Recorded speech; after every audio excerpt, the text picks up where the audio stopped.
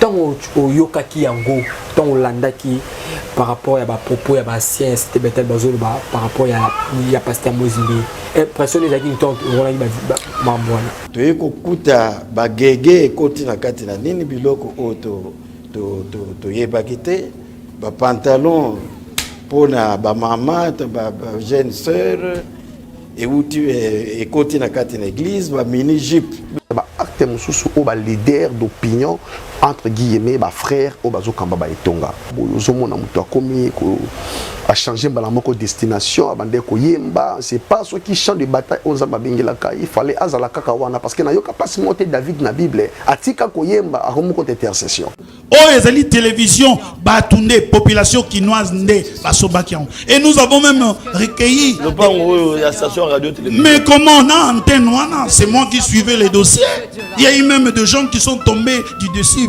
à terre nous avons suivi les dossiers ezali patrimoine na biso biso bana ya cité Bethel c'est comment sikoyo soudain quelqu'un se réveille Moïse se réveille, il fait des démarches. Vous pensez que quand on appelle les gens les anciens, cela veut dire bazape na source ya soubasma ya fondement historique, pe ya base, ya moboko ya eloko tango bandaki. Et la plupart d'ailleurs, ils vont se prescrire même de ne pas se marier. Ozomon. Et ya ozomon na ba conséquences ya makomana vu que baza attiré na ba monde moko ya ba magie. Ozomon. Mais ba Marcelo. L'église les ya bangote. Église a eu appel, mais étant les aïetés, si femme si 17e riz, et si Zara Bango, bino boyoka ba makamete bima ay parcelle les abat. C'est mon pasteur, yango moni belé baba la table na kalikona e. Belé ba aussi bazo avancer te bazo na kalikona e. Et aningi moko na bato 17e riz.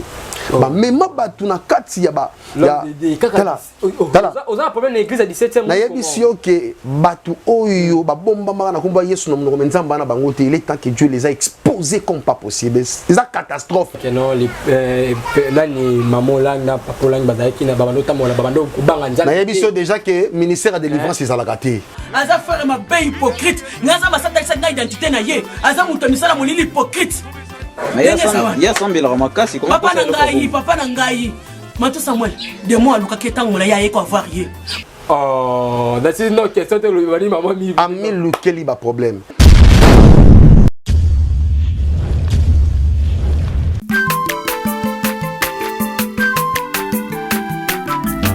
Aza mwana moto te po akosangai abongwa ni pete po awangata Nzambe ya le Nazarien, le Nazarien, le Nazarien, le Nazarien. Bana kitoko koma mokondima atako babakola ke mafuta na musakolima lelo ya yobolingo bateli le Nazarien lipamboli oyo mona na katempeni mama kandelobi kolapie mapapu masope mafuta tokokesitana longo na nzambe oyo babenga na makomi Ifada, thank you Fada.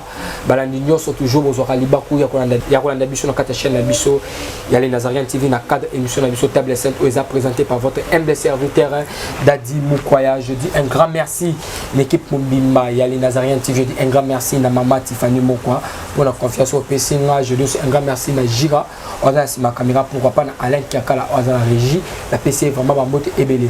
Le lot Table Sainte nazana prophète et Fata tous années na kata plateau il est soigné par rapport à sujet où s'est passé na kati ya bandeko na kati ya basali ya Nzambe to par rapport il y a sujet il y a église Bethel et puis on va aussi parler makambo il y a Matou Samuel au bala moisi to le vraiment maman ebele tout ça na prophète et Fata na kati ya plateau bon enfin la peut-être l'homme de Dieu le prophète et Fata l'ancien na régie a tiré sur vraiment chant au vraiment et puis ça venait bana Nzambe lokumo le ça comme on dit na o ya mama Tiffany la pensée de l'Éternel et puis on se retrouve après cette chanson. Alléluia.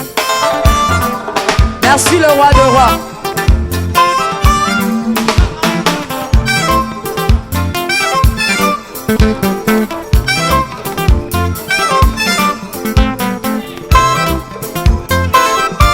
Alléluia.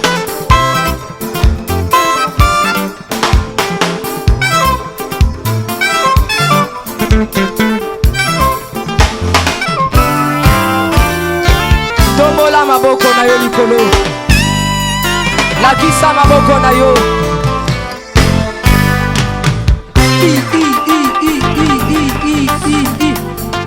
Sakat. Sakat. On y va. Ah. Salaboy, salaboy. Assis sur son trône. Salaboy. On y va. Assis sur son trône. Encore. Encore. Encore. Ah, ah, ah. Afandi na ngwende na ye. Yesu azaya kofanda. On y va.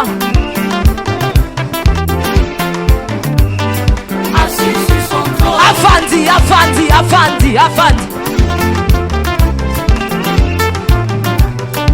Assis sur son trône. Fandi saye, fandi saye, fandi saye.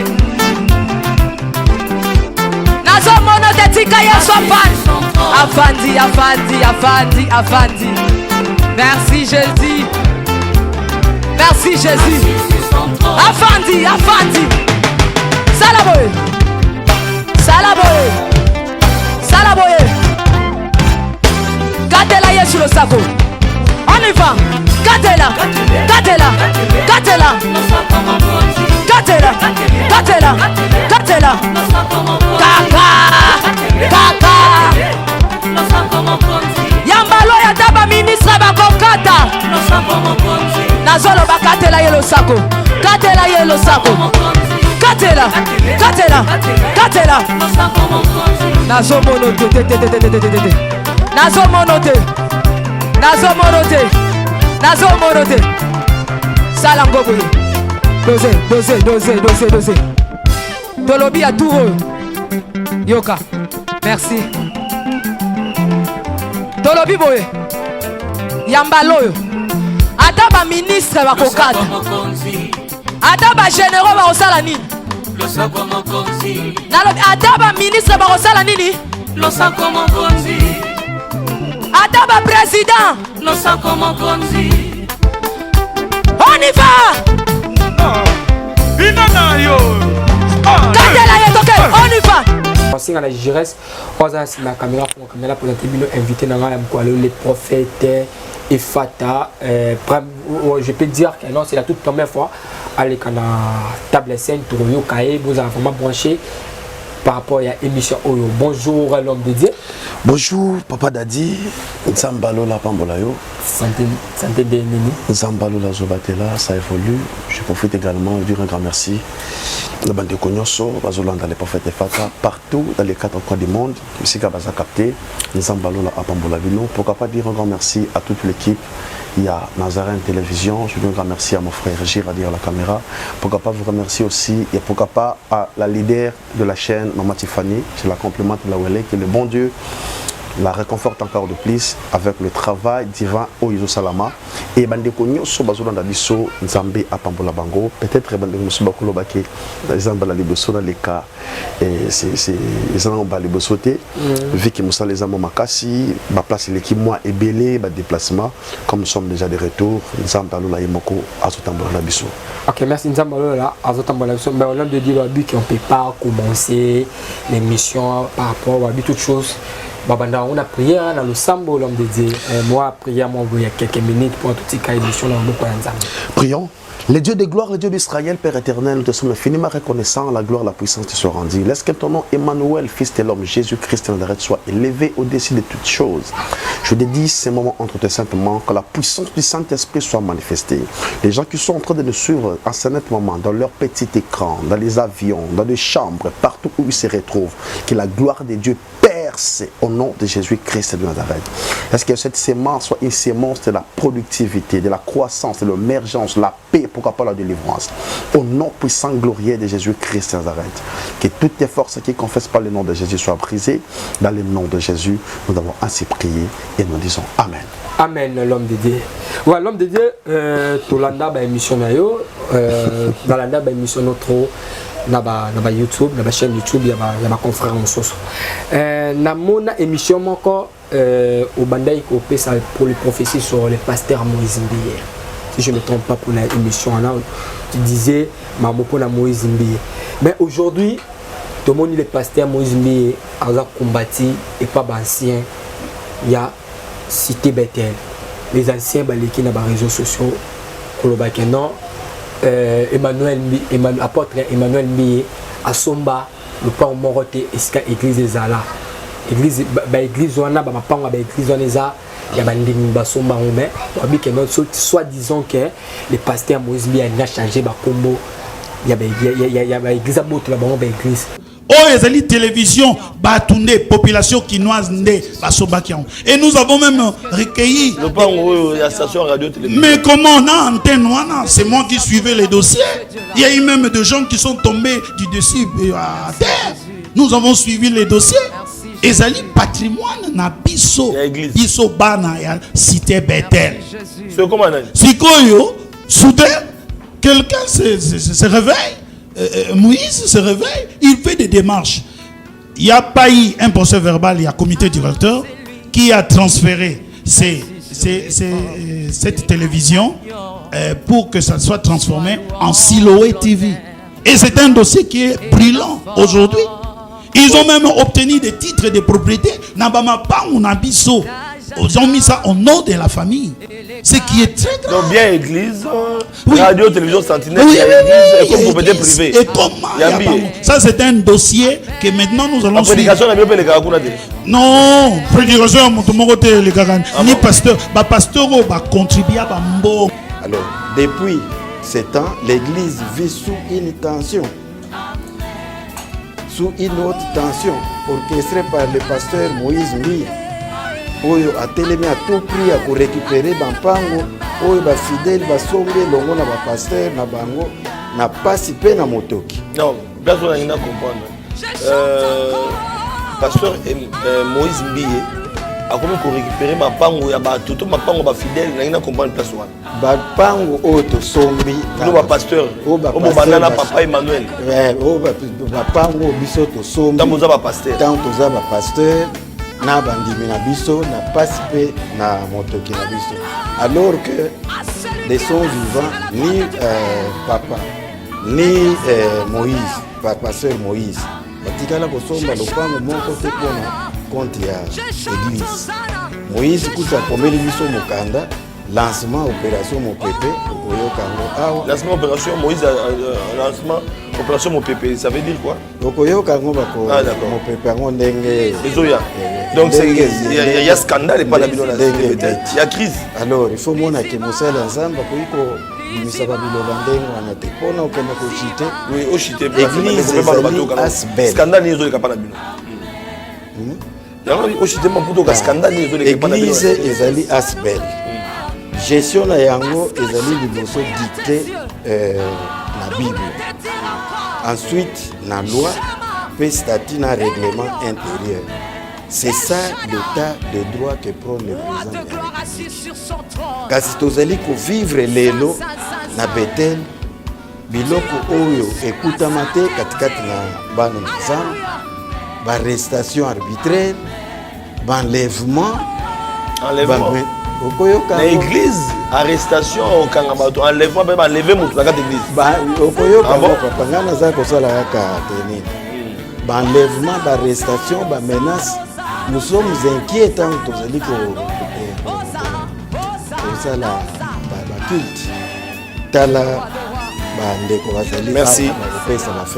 En tout cas, pasteur Félix. Mais ngai question moko et lingai mais frère tunango juriste parce que na moni maître Thierry nani plutôt maître Richard Malane Dazana biso donc évangéliste et pas juriste maître na commune au rose micro voilà oyo pasteur Félix Alobi l'aspect juridique parce que non quand toye kokuta bagege ekoti na kati na nini biloko oyo toyebaki te bapantalon mpona bamama bajeune sœur euti ekoti na kati na église bamini jupe. tant au yokaki yango tant au landaki par rapport à propos à ancien c'était betel bazolo par rapport à pasteur Mozimbi impression les amis tant merci beaucoup mon frère Dadi Nzamba Pambolayo la question on a déjà posée je pense que les gens qui sont en train de nous suivre baza bazo baté il y a vraiment de chrétiens il y a des enfants de Dieu qui sont pu se brancher avec tous les phénomènes possibles qui se passent aux environs, aux entours des hommes de Dieu. Ça fait déjà très mal qu'ils ont passé au sein de l'église. Je m'excuse. Ils ont makambo oyo toyoka plus na kati ya monde en fait entre guillemets et pas païen et pour l'instant tout bando ko tango sur na kati église. Déjà la plupart des enfants de Dieu leur foi sont déjà défoyés à cause ya ba acte mususu o ba leader d'opinion entre guillemets ba frère o bazo kamba ba etonga parce que ba consécration na bango to monate parce que bisika ba ordona bango to monate mais to la mukaka boyo zo mona muto akomi ko a changer balamoko destination abande ko yemba c'est pas ce qui de bataille il fallait azala kaka wana parce que na yoka pas monter David na Bible atika koyemba akomo côté intercession cela veut dire mutuna mutunzambe attaque la particularité ya makamunaï dans l'œuvre et dans la mission c'est-à-dire Bible zoloba na Jean chapitre 8 le verset 32 Bible zoloba vous connaîtrez la vérité et la vérité vous affranchira en vérité je vous le dis tango zoyoka makambu oyo eza moko ya makambu oyo déjà makomi et comment na acte des apôtres chapitre 2 le verset 41 au 43e verset, tous ceux qui acceptèrent cette parole, il fut baptisé au nom du Père et du Fils et du Saint-Esprit. Mais ils en ont battu, ils se autoproclamé pasteur. Boya qu'on a baptisé, n'ayez évité ceux qui ont baptisé par immersion ou par aspersion, mais je pense qu'ils ont baptisé par aspersion. Il y a une conséquence même au sein de l'église. Vous pensez que quand on appelle les gens les anciens, cela veut dire qu'il y a source, il y a fondement historique, il y a base, il y a moboko, il y a eloko tango bandaki. Excusez-moi pour nous eloko. En fait, église tango bandaki, il y a des anciens. Église, ils en ont sous plateforme. Si nous parlons de l'église, nous parlons sous plateforme du bâtiment, mais nous parlons par rapport au cœur d'abord. Que la personne est convertie, la personne a reçu Jésus et la personne commence à marcher dans l'œuvre. Et la mission par laquelle nous avons qui au comment on a mis ça là. Et l'élo a abandonné le champ de bataille na bango. Telle est ce que l'élo a conséquence. Et tout banda koloba, qui kola zoloba, a exposé batubele à cause ya mbongo. Belé bakuma ba fafaron. Et belé bakuma la cupidité. Et belé ba abandonner même Nzambe. Nyon sone ils ont des conséquences ya ko abandonner Nzambe. Ils ont rapproché batou na ba conséquences o eza que l'esprit on les a imposé bango basala makambo. Bazoye bango te na inconscience après consciemment ils ont kozonga après avoir composé acte. Bible zolobana na non pas 1 Corinthiens 1 Timothée chapitre 4 le verset 1er au 3e verset. Alors l'esprit dit expressément à l'église que dans les derniers temps beaucoup abandonneront la foi. Ils doivent s'adapter dans les esprits séducteurs, les esprits des démons apportant la marque de flétrissure sur leur propre conscience. Et la plupart d'ailleurs, ils vont se prescrire même de ne pas se marier.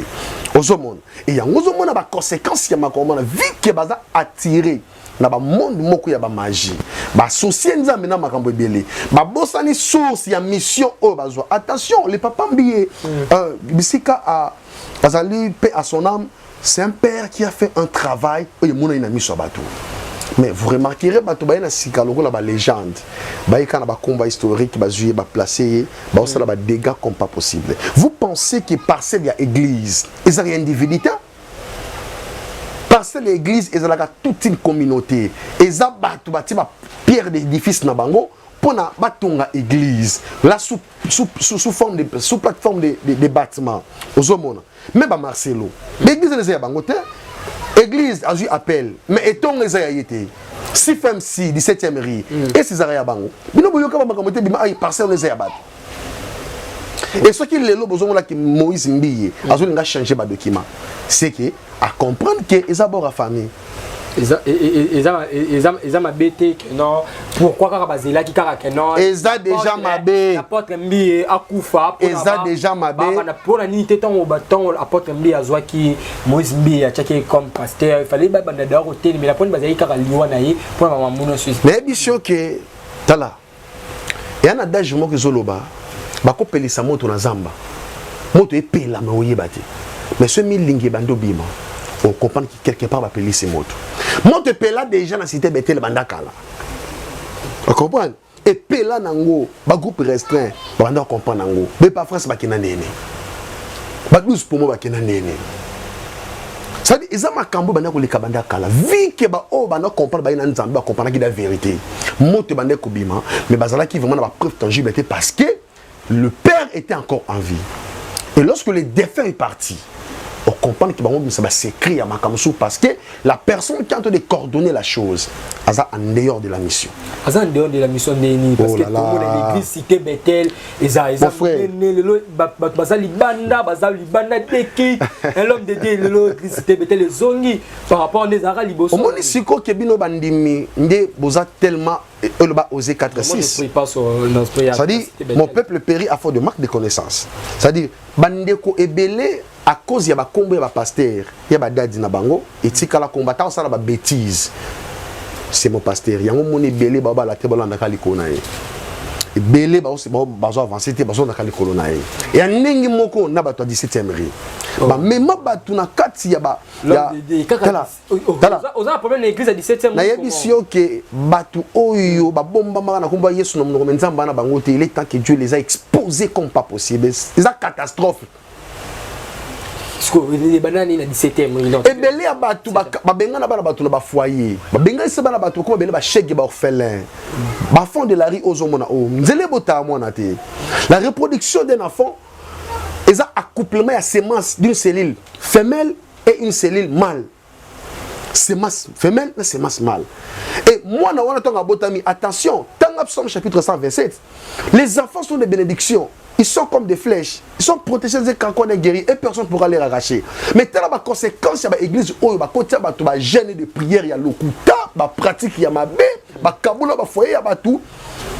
Moi, ma tante à moi était là-bas au CFMC. Allons pour nani. Parce que, il y a ma baie, il y a l'église qui est tango. Il fallait attendre 24 ans. À 30 ans, il y a l'église qui est l'église, l'okuta, à balati, et qu'il y a l'obotate. Les lots ont allongé, Zamba Sungi, gloire à Dieu, Zamba Kosarate, le lot sana mona, le lot Bali. Et bande ko belé balongé, boyebi bango balongé église à cause anime. Il y avait des soubassements mauvais. Il y avait esprit à Mabé. Oh église wana et Kabola ba foyer abatu. Bana batu belé ba kuma ba déléquent, ba démini, les enfants de la rue à cause anime. Oh il y a ba prophétie. Moi on a zandoki, moi on a zaboyi, moi on a zaboyi. Et fait autant à mon amuto zandoki to misala Mabé. Et solution te? La meilleure solution, c'est de ramener cet enfant auprès de l'Éternel, entre les mains de Dieu. Et la Bible est en train de confirmer que, dans le livre de Luc, chapitre 2, Nzambazo yebi sabatu clair. Omoni Simeon, encore koufate famonaka Yesu. C'est une question de l'alliance. Et lorsque la prophétie est bimi, je ne mourrai jamais jusqu'à ce que le salut vienne. Et ça, c'est qu'on a bandeko ebele, ça dérange à l'alliance yamabe. Bakanisa ba soubasement to ba rendement ya bien et voilà maintenant ils sont perdus.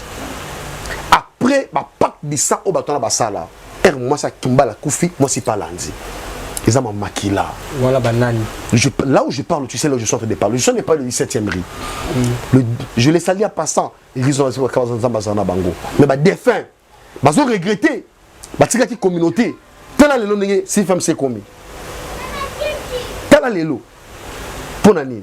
À cause, il y a manque, il y a sainteté, il y a manque en Saint-Esprit.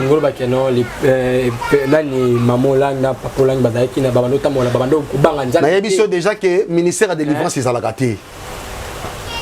Le ministère de délivrance est à la gâté. Comment les gens sont en train de créer des histoires eux-mêmes? La sagesse de l'homme. Quand vous intitulez la chose ministère de délivrance, ils à la gâté. Ils à la gâté. Nous avons que les 5 ministères. Le ministère de délivrance, c'est une mission. Non. Lorsque Christ a conclu sa mission, Matthieu chapitre 28, le verset 19.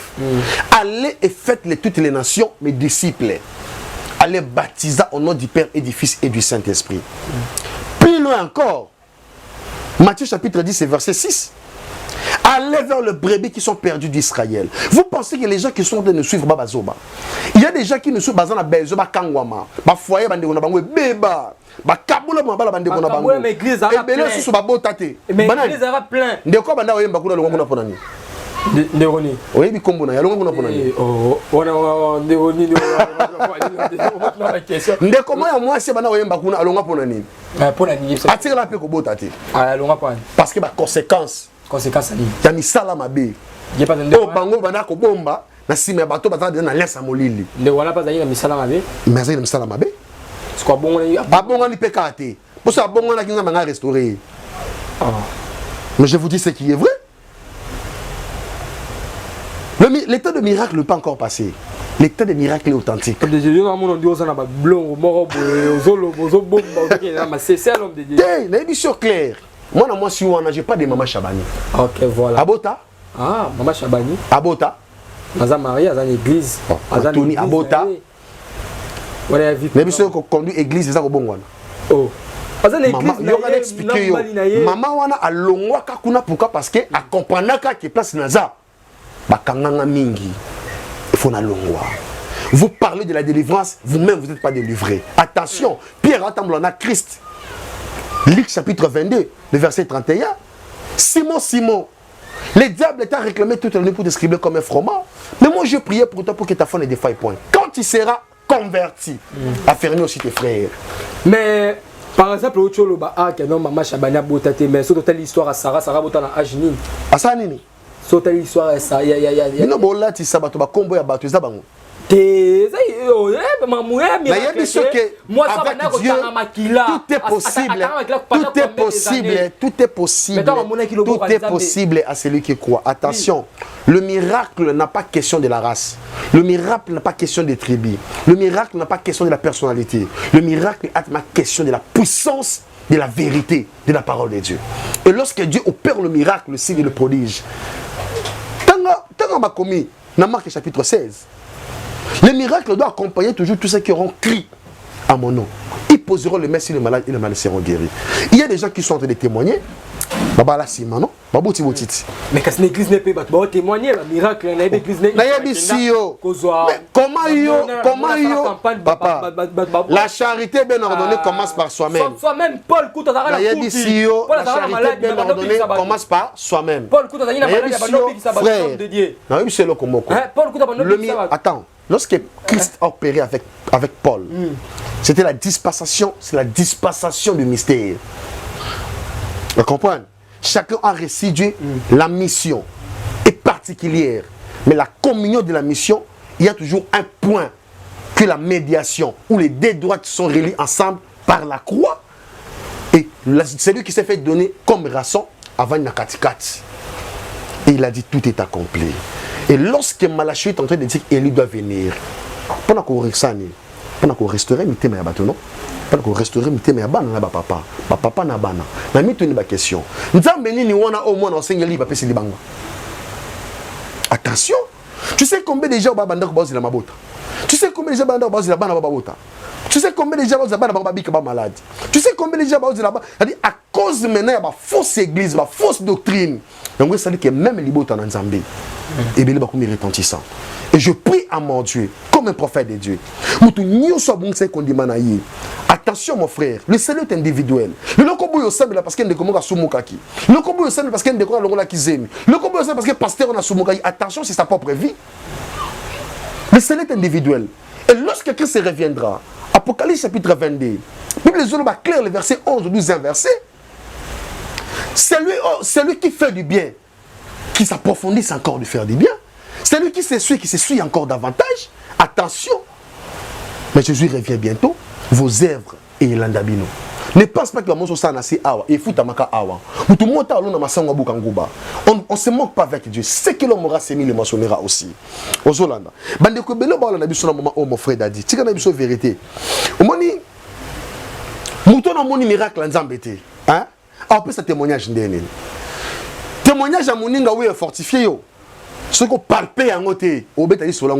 Attention, tout na 6 mois habite le solo, tout na bartima habite le solo. Un aveugle, lorsqu'il a reçu Christ de son schéma, il a recouvert sa vie. Ndenge maman kazo c'est la biso na moment où, on la nzamba la téléma, a opéré na vie bananaye. Ba na famille pas problème, ba foyer problème, héritage pas problème, ba pasteur sous pas problème. Maintenant, vous voyez, ça va comment on a vu sur le moment, ok. Pas bon que ça condamne à la parce que tout sur la BBC. Là où il y a les vrais, il y a aussi les faux. Mais qu'on distingue, il faut s'appeler la fouille de l'esprit. Et on dit Christ va laisser le livret et la bonne sémence croître ensemble. Le jour de la moisson de la sémence,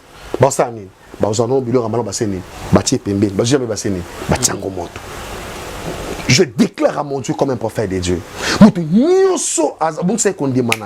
remonter foi.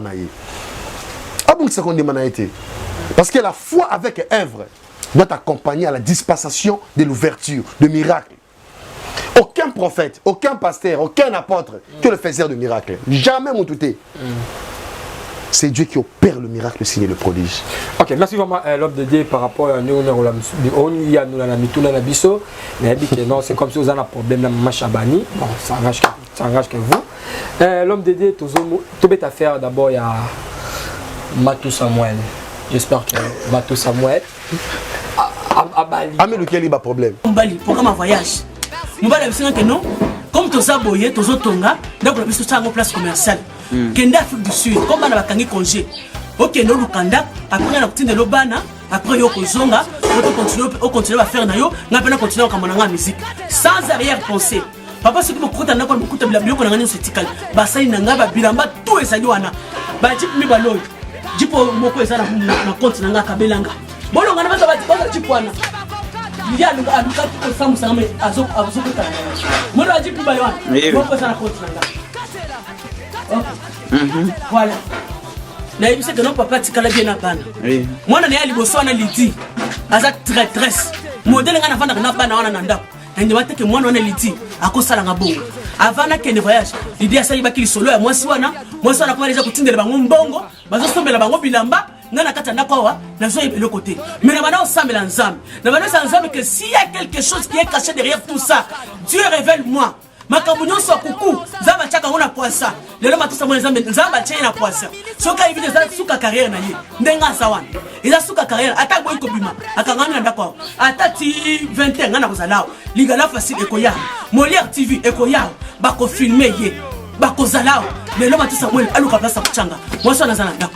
Alors papa on a voyagé. Oui oui. On a voyagé parce que la Tindinga na Lubumbashi ni bien Afrique du Sud a roulé nga conscient que passeport na ambassade connaît la visa te na mona boko $50 na talinga bino comme bali nga zo pesa confiance na kende na nzoka na caisse jeudi hier samedi akena mona na liboso lidi na meola na grand frère na bango famille Andeli bakeko bala papa na ngai. Oh bakeko bala maman Olive naza mwasi lokola mama na ngai yokelanga mawa na ngai lelo na kosuka wapi vile ngai kozala wapi na ningi je suis kata ni kamboy matisa mona koteka lupango toka bolene mon katikati koma sa poni mwasi na ye nga pena tikala naza na pasi mama na ngai matisa mona lukiko bomanga na mulili aziko kinga te asalinga ko comme naza mutomle na piquer crise na kufa ache mwasi na ndaku dimanche ayebi bana nyoso bayisa ngai no côté lundi mardi kaka bato bayaka kotonga ndako mutu moko abenginga ayisenga mama kapi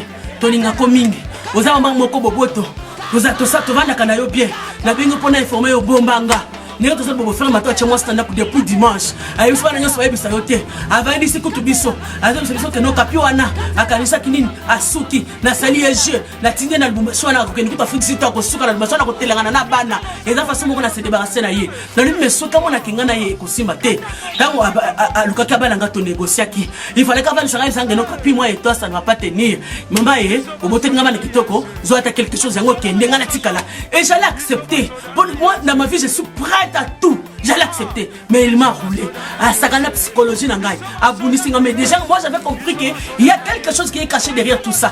Alors je priais mon Dieu, comme je suis une femme de prière, et je crains mon Dieu. J'avais dit à mon Dieu, mais tout ça, moi, nous sommes tous à la coupe. Zame chaye polele. Ne mardi, on a zama yeko chaye polele. Na yo ko benga ya ma grande surprise. Ma tout ça, moi la passé, ma kangu na poto ya yena sida yeko tikela yo. Aye a passé le téléphone. Azeb senini afinganga. Moi soit na to finganga, moi c'est la femme légitime ma tout Samuel. Oh avandi ça qui ma famille. Moi ça na to finganga ndumba, sirène, muluba.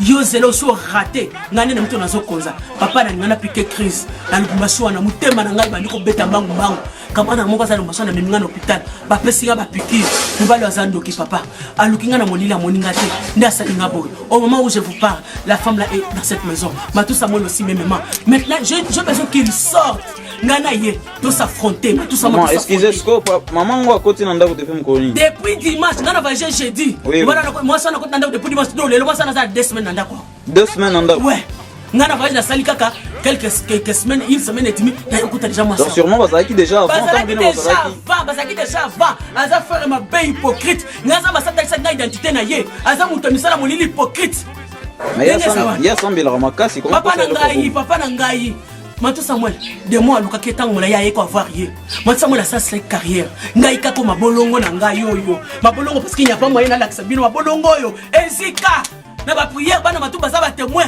atale ndemba no yeso ba lukelinga et donc on a regretté moi na Matoussa Moelle liboso lidi na ko na ndimate ke mwana na ko sala nga bongo mwana na ndi aza mieux placé parce que bana soki ba koli ba pesa ba para bango toli papa c'est que tu fais ce n'est pas bon comme ozana na maman ya biso kapi il faut na corrompre na ye pour s'engager Matoussa Moelle a boyi mwana na ya boyi ko sala ngo a se réjouir pour moi soana ala ki bango poto lo baza ba profiteur bango nyoso baza ba matérialiste Bible association basala ndebe ya bandoki association basala ndebe ya bandoki obotanga sima ba Bible obotanga komba to koyeba muko basuka basala ndebe ya bandoki bango nyoso bamusu bayemba bagege mabe bamusu bayemba ndanga mabe bamusu balekisa basi na bakisi mabe succès pe exacte kako bo marabasi succès exacte kako bo marabasi ndoki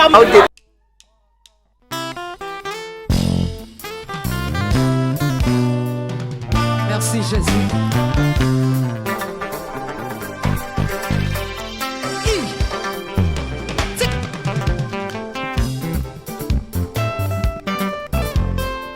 Il est le roi de rois.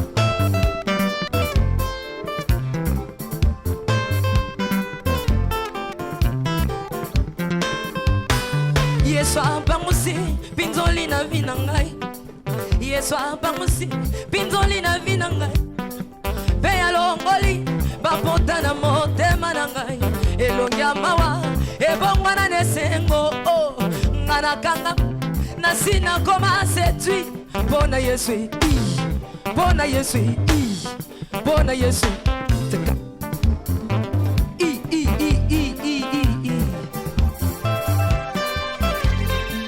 oh that's not question de lui maman mi ami lukeli ba problème Matoussa Moelle tu bala ami lukeli ba problème il devait d'abord régler tous les problèmes qu'il avait autour des femmes. Quel problème? Il a perdu la première femme, la deuxième femme est décédée, la troisième femme est partie. Et cette fois-ci, la quatrième est on est sur 4 millions tu bala les sous. Est-ce que tu peux pas faire l'exégèse, l'examen de conscience, de chercher à comprendre les sous-bassements, où sont les sources de provenance de tous ces genres de problèmes? Les autres mais là, wapi. Est-ce qu'il y a une volonté en Zambie? Parce que la plupart des gens ne comprennent pas. Oui.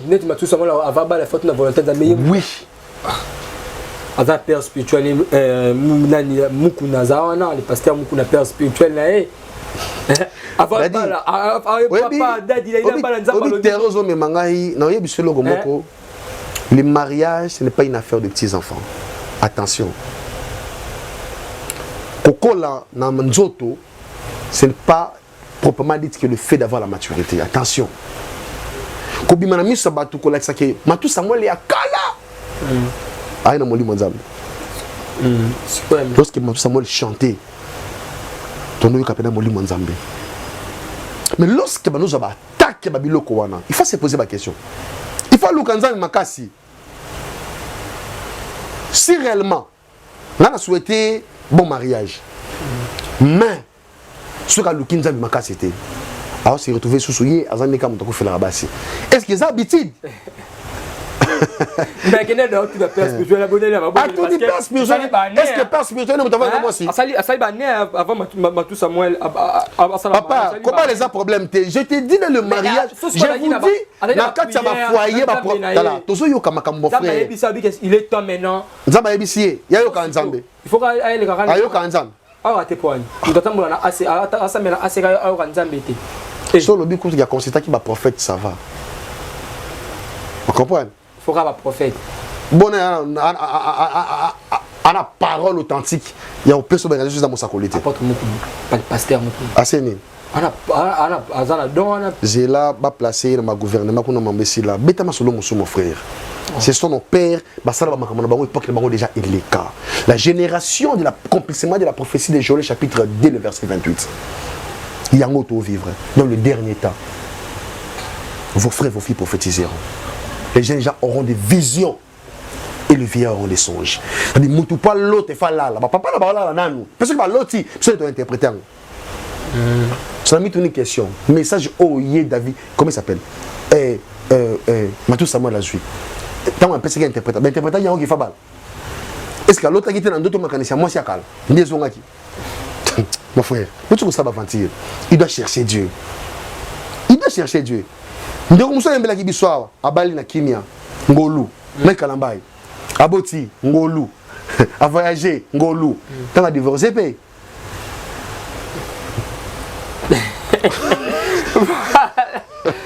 Voilà l'homme de Dieu. Mais l'homme de Dieu, mettons Rozo Bakeno, Matou Samuel, à tout le monde, mais il m'a dit que moi, le bin a mis tout Nzambe pour la Nzambe, il y a non lié. Amituni. Omituni Yomoko. Et Otuni Nzambe. Tu vois des confusions? Tu vois des confusions? Vous avez mis tout dans Yomoko. Otuni Nzambe. Vous savez, lorsque Saïl a fait perdre les ânesses de son père, hein? Bible Zoloba, il a rencontré le prophète majeur, celui qu'on appelle Samuel. Bible Zoloba, dans 1 Samuel chapitre 10, le verset 6. L'esprit de l'Éternel te saisira. Voilà Samuel a dit à Saïl. L'esprit de l'Éternel te saisira. Et tu prophétiseras avec eux. Et tu seras changé à un autre homme. La transformation. C'est-à-dire, il a reçu la précision. Mais c'est aussi les frères Matou Samuel à Salisa on peut pécher parce que la Bible dit ça dit ceux qui mobile là moi si va divorcer moi si là moi va divorcer Yolanda qui séance à divorce à Matou Samuel. Oui. On l'a. Ou soit tu vas divorcer tu mais moi c'est la confiance. Bako akobala et puis qui s'amité. Oh ils a apostasie. Moi je ne vais pas ma Bible. Dieu va les exposer encore. Je parle comme un prophète de Dieu. Prophète à malheur. Je préviens, je prédis déjà d'avance. Avril, mai, juin, quand on a 3 mois. Ni est arrivé là. Au monde, on a beaucoup. Ah bon? Je regarde la caméra. Avril. Nous sommes la même à Boma. Parce que colère en Zambie était le makasi. Au lieu de récupérer les brebis qui sont perdus, de les ramener dans la bonne voie, bon, ça va brebis en Zambie, bon, mais bon, dans des sources, des eaux amères. Attention, mon frère. Bato balanda abiso, bavena banda ko bana besoin de guérison. Yana maman kazo bela na besoin de guérison. Yana maman kazo ka stabilité na vie na besoin de stabilité. Yana maman kazo na besoin bana ba si sa ba classe. Yana maman ko bana ba malformation. Yana maman bana ba cause ba problème ki noki. Yana maman néo ba kanga noki ani nokité. À cause de ma pasteur et ma prophète. Attention, il est grand temps. Bandeko nyoso ba Hollande biso. Ba rejoindre biso na 4 jours retraite aux Anango. Surtout bato bana après ma bana. Bato bazo bela. Le prophète vous appelle déjà. Tous en a 4 jours il y a retraite, il y a renouvellement, il y a alliance dans Nzambe. Na mois de février auto banango déjà na 2 jours. Na invité bino. Ba on nyoso baza censé participer na programme oyo. Ba hésiter ba contacter les prophètes à piste 243 82 21 78 177 piste 243 82 21 78 177 ba benga les prophètes et fata ba koza bisu moko ba programme ya prière ya retraite au tozokota ba ndako zo mona ba problème eza to betsa makali ba côté que pasteur na sumoka qui c'est sa propre vie mais ce qui reste doit être poussé par le Saint-Esprit parce que Dieu expose déjà le mauvais. On va zoomer bango déjà. On va continuer la magie, va divorcer sur mon bal la souhaiter parce que ma sirène ou on a pas tant bango. On va permettre bango balader. Banani ba. On y bango. Sirène. On a eu bango te. Non, il y a bango le mission pas tout na bango te. bango nyonso bako batama na limite bango nyonso musu na mona ndeko mo tsaki ligne na mutu bango bazebele. Je vous dis, non, moi je ne parle pas de l'individu. Moi je ne parle pas de l'individu. Moi je parle. Moi je mon frère.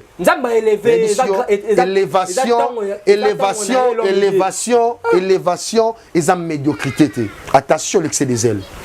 Je te dis ce qui est vrai. Oh,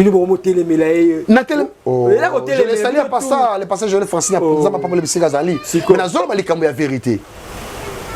Et puis pourquoi ceux qui va leader, bah, Koufa, c'est que section la bango et qui est mabé. Oui, pour aller. Bah, chambre, oh, bango, bazan, bango, parents, wana, père, wana. Bah, côté ça, bango. Bah, quand il y a la bango, la vérité. Et bango, bango, aussi, bah, qui se baloge, bah, les jeunes prophètes, les jeunes pasteurs, ils ont mon ça. Les prophètes en Bila. Bana ba dressé. Minora Sogi par exemple, si Léopold Mutombo à Simbaki Joël Francis. Oh là là, mon frère. Oté. Na lobby boye. Je salue mon père spirituel à passer ici grâce à Namon les grâce. Il y a déjà le bas qui Sogi qui na mine. Na lobby boye. Nous sommes mangai qui ma bonne li pour nous. Est-ce que vous priez pour nous des problèmes? Quel maître a touché? Faites très attention. Ok, voilà l'homme de Dieu, nous sommes arrivés à la fin de notre émission. Merci vraiment de nous qui invitation. Merci beaucoup. Vu que là, qui m'a mêlé au Kanga, qui est vraiment l'homme de Dieu, mot de la fin comme conseil, message sur le groupe. C'est important que nous avons là à Pambola Bandimignon, sur Bazolo Dabiso, dans Nazareth Télévision. Traverser, c'est un moment flou et nous sommes en train de traverser le temps du soir. Au bateau belé, bah, mon clarté. Et bandimi belé bana besoin ba côté na besoin profondeur na Nzambe mais bazoyi baté ba banda wapi ba kende pa ya nani parce que bato ba pesa confiance déjà ba BBC et moi je parle en tant qu'un prophète de Dieu nana témoignage j'ai appelé ça motuté mais je vous appelle et je vous invite maman kobungisa kondima na ote pour pasteur moi somokaki kobungisa kondima na ote pour yokaki ma bemoko ya ndeko quelque part la vie ne dépend pas des gens avec qui nous vivons avec eux sur terre. La vie dépend de celui qui nous a donné le souffle de vie. C'est lui qu'on appelle Yoshua Mashiach. On a besoin de Yomouton a besoin de son gars prière. Yomouton a besoin d'orientation. Au cause d'un message, mais est mal interprété, ça devient compliqué. Benga le prophète est fait en 143, 82, 21, 78, 177. Au cause d'un gamoko, tout côté dans programme de prière parce que la télé c'est de l'argent aussi. Le temps c'est des temps musulmans. Donc, bande konyo sur bazuto na biso. Na pas molibino. Nzamba fungo la message na bino. Yo muto luka passeport. Yo muto luka ba document. Yo muto luka bisiko vanda. Yo muto luka logement. Yo muto luka ba projet na yo ezala palpable. Yo muto luka concrétisation makambo ba orientation makambo zanango. Joata bien le prophète. Je prie à mon Dieu que toutes les forces des mondes des ténèbres on a tellement la foyer na yo. Bana na yo, libota na yo, héritage ya libota na yo. Na brisé mon comboné sous Massia. Que le Saint-Esprit de Dieu a visité foyer na yo, a régénéré vie na yo, la générosité spirituelle, l'émergence, la croissance, la paix et la faveur na yo au nom de Jésus-Christ Nazareth. Que la main du Père est protégée. C'est que l'Éternel ne bâtisse pas ce qui bâtisse avant. C'est que l'Éternel ne garde pas ce qui garde avant. David a dit dans Psaume chapitre 23, quand je marche à la vallée de l'ombre de la mort, je n'ai craint aucun mal. Car tu es avec moi. C'est quand Nzambe ou a battu la yo, a restauré vie na yo, a déployé ba ange, na vie puis faveur na yo au nom de Jésus-Christ. Amen. Ifada, thank you Fada. Naebi que non, monsieur ça le plaisir na batu nyonso bazoki baku kwanda biso. Nous sommes arrivés à la fin de notre émission, c'était votre humble serviteur Dadi Mukwaya. Bon, c'était toujours branché, bon, c'était toujours connecté. Bafwa bachala. On se retrouve à la prochaine. Bye bye.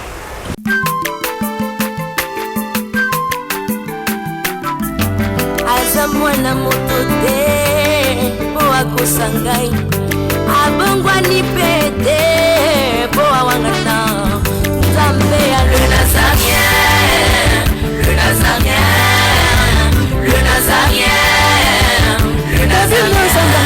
ebana kitoko koma mokondima atako babakolaki mafuta na mosakolima lelo yayo bolingo ebateli le Nazareth lipamboli oyo emonana kati